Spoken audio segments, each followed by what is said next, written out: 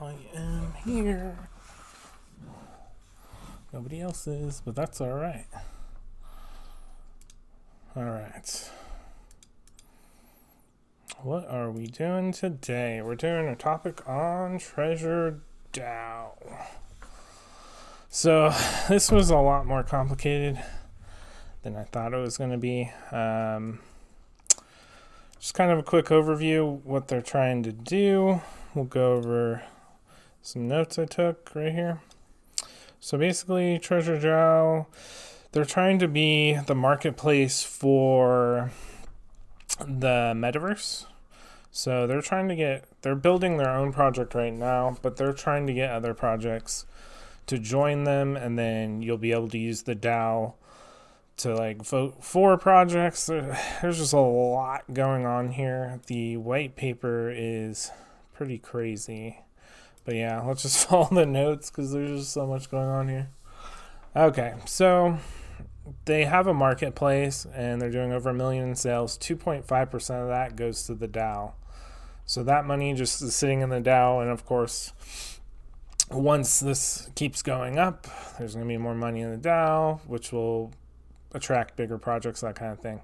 So how the magic token kind of works is it follows Bitcoin's halvening. So the halvening cycle for Bitcoin right now is 4 years, but they made it 1 year. And so it's going to kind of follow exactly to that. It's a little complicated on how you get onto the network too, because they're using a layer 2 called Arbitrum. And basically you have to go from Ethereum to Arbitrum to Magic. So there's a lot of friction involved in just that whole process. We can kind of look at it on their website. But yeah, because you got this, it goes to Sushi Swap, and then you got to swap ETH into the Magic token, and then there's just kind of a lot, too many steps here. I don't like that. For brand new people just looking at this, I can just already tell you they're going to be overwhelmed and hey, what is all this crap? So to me, it's a little too complicated right now. Their white paper is just, it's crazy. It's crazy huge. There's so many things on here. But what they're trying to do is something big and something that's really never been done before. So kind of makes sense. Let's just look at the Magic token on CoinMarketCap real quick. Yeah, so it's worth $2.68. It's ranked 2835. Came out in November and peaked out around almost $5, $4 or so. So that's where the current market is on that. The current market cap is 424 million, and then the fully diluted is almost $1 billion. So there's a lot of supply here. But yeah, that's what it looks like right now. They just releasing this Bridgewater thing. It's a part of the whole ecosystem, which is, I think this is trying to get people into their ecosystem. Basically, they're going for a play to earn thing. So I mean, there's just so much going on here. So they have a marketplace. This is their marketplace.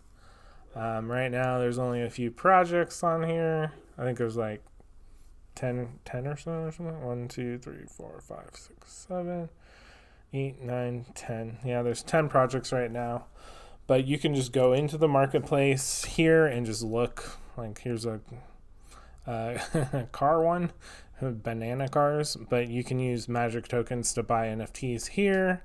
You can also stake Magic to try to earn Magic. I mean, there's just so much going on here. There's lore. Just chapters upon chapters of it. It's kind of interesting. It's kind of I think it's a branch off of the Loot project.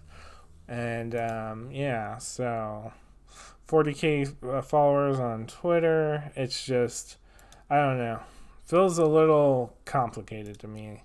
So I'm not too sure on this one right now. I mean, you can do mining, and staking, which is basically staking. Yeah, So let's go back to the notes. So yeah, you can stake, earn magic, and then you can go to the marketplace and buy more NFTs with that. It had a fair launch. There's no VCs involved, so there's nobody who got in before everybody else. So that's kind of the feel I'm getting for this project too. They're decentralized, and they're pretty much the big play here is they're trying to get this marketplace wherever it went to blow up. They want just as many projects on it as possible, and then the more projects they get, the more momentum they get, the more the magic token's worth. So it's kind of like a feedback loop where it just keeps feeding into each other. Let's see, I found this on Twitter also. It's like a mind map of everything. Like, yeah, let's take a look at that real quick. The mind map's just crazy. Like, look at this.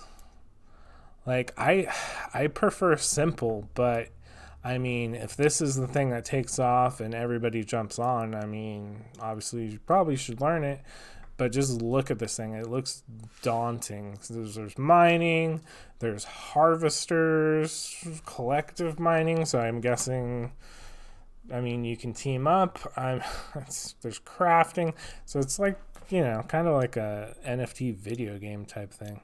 But yeah, there's a lot going on here. You could probably take a good week just trying to figure all this stuff out. Yeah, so I mean, there's a lot going on here. But who knows? Maybe it'll take off, and if it takes off, could be a good play, because you could just go out there and buy the magic if you wanted to right now. You can go out there and speculate, and you can get NFTs. You can stake on it. There's just so much stuff you can do on it. You can play the games on it. You can get into the lore. I mean, there's a lot going on. So yeah, I already kind of said that. They want magic to be the currency across the metaverse, so everybody's basically using the token from other projects and trying to get it integrated into their project.